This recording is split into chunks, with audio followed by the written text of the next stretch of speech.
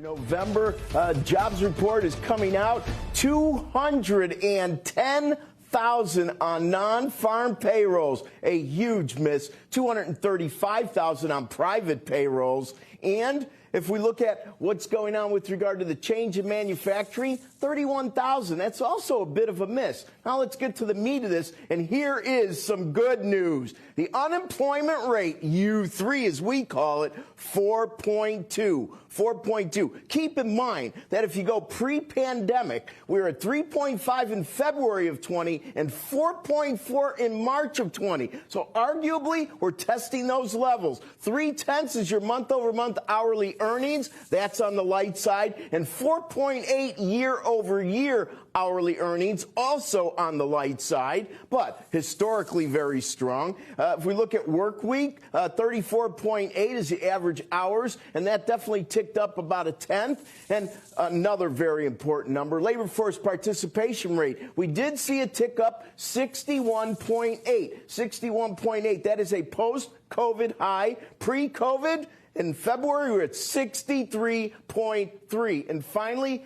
U6, our underemployment rate, moving big time from 8.3 to 7.8. That's also a post-pandemic low. Jobs light, a lot of the other metrics, came in about as expected. Some of them were a little bit stronger, like U6, the drop in the unemployment rate. We see interest rates haven't really moved that much. You see the curve actually wiggling a bit. You see more of a drop in yields in 2-year, at least for the moment, than you do in 10s and 30s. Maybe we'll take out a little of that flatness, but flat is obviously the word on the yield curve. Back to the gang.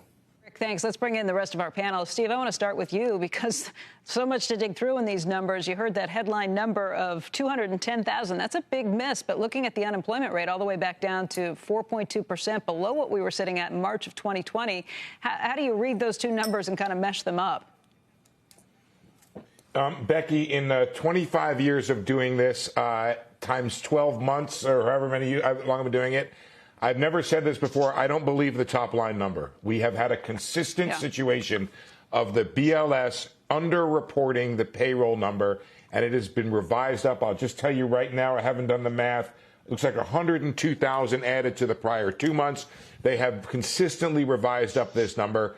And I'm just not a believer here that job growth in the month of November was that weak. I'm very encouraged that we did see on the separate household report, which is not one that is massively revised over time, we did see people come back to the workforce and that big decline in the unemployment rate. I think I am not going to fall for it again when I did it back in August and September.